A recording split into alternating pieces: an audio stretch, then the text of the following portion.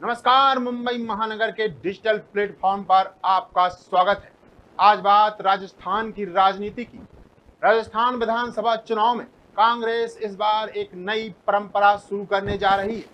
अब इसे परंपरा कहिए या मजबूरी। जी हाँ, राजस्थान में राजनीतिक पार्टियां अपने उम्मीदवारों के नाम की घोषणा एन मौके पर ही करती आई, लेकिन इस बार कांग्रेस में नई पहल की चर्चा शुरू हुई है। चर्चा ये है कि कांग्रेस इस बार चुनाव की घोषणा से पहले ही अपने उम्मीदवार फील्ड में उतार देगी। इस चर्चा को हवा दी है मुख्यमंत्री अशोक गहलोत के उस बयान ने जो उन्होंने हाल ही में यूथ कांग्रेस के कार्यक्रम में दिया था। गहलोत ने कहा था कि दिल्ली में लंबी बैठकों का सिस्टम बंद होना चाहिए। 2 महीने पहले टिकट फाइनल कर दें, जिसे टिकट मिलना है उसे इशारा कर दें, वो लोग काम में लग जाएं जिन्हें टिकट मिलना है। अब सवाल ये उठता है कि आखिर गहलोत क्यों चाहते हैं कि चुनाव से 2 महीने पहले टिकट तय हो जाएं? क्या इतने जल्दी टिकट घोषित होने से कांग्रेस ज्यादा सीटें जीत सकती है? क्या पहले उम्मीदवार घोषित करने से टिकट से वंचित दावेदारों से बगावत का खतरा नहीं रहेगा? तो चलिए आगे जानते हैं कि आखिर गहलोत ने 2 महीने पहले टिकट तय करने का फार्मूला पार्टी के सामने क्यों रखा है। दरअसल इस बार राजस्थान में सरकार रिपीट करने के लिए सीएम गहलोत पूरा दमखम लगा रहे हैं।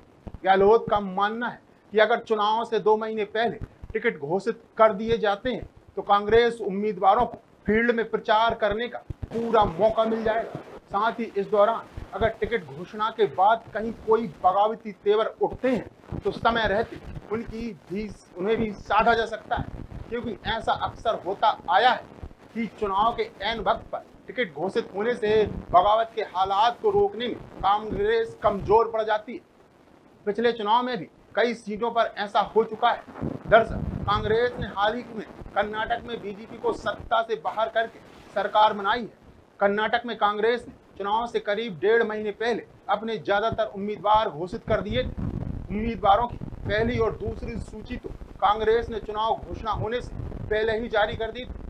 पहली सूची में कांग्रेस ने अपने 124 उम्मीदवार 1.5 माह पहले मैदान में उतारकर बीजेपी से रणनीतिक रूप से बढ़त हासिल कर ली थी। इसके बाद कांग्रेस ने 42 उम्मीदवारों की दूसरी लिस्ट भी चुनाव घोषणा से पहले ही जारी कर दी थी, जबकि बीजेपी टिकट घोषित करने में देरी करने के कारण नुकसान में रही। मतलब साफ है कि पहले उम्मीदवार घोषित कर कांग्रेस ने अपने उम्मीदवारों को फील्ड में काम करने का भरपूर समय दिया और पहले दिन से ही कांग्रेस चुनाव प्रचार में बीजेपी से आगे निकल गई थी। और आखिरी में नतीजा ये आया कि कर्नाटक में कांग्रेस ने बीजेपी को सत्ता से बाहर तो कर ही दिया, साथ ही एक बड़ी जीत भी दर्ज कर ली। अब ऐसे में सीएम गहलोत भी राजस्थान में यही फार्मूला लाना चाहते हैं ताकि बीजेपी पर चुनाव से पहले ही रणनीतिक बढ़त बना ली जाए। लेकिन क्या कर्नाटक की तरह राजस्थान में भी कांग्रेस का ये फार्मूला सटीक बैठेगा? क्या इस फार्मूले के जरिए लगातार दूसरी बार सरकार बनाकर सीएम गहलोत राजस्थान में नया इतिहास रचने में कामयाब हो पाएंगे? ये तो चुनाव के नतीजे ही बताएंगे। खैर, आपको हमारी ये स्टोरी कैसी लगी हमें कमेंट बॉक्स पर लिखकर जरूर बताएं।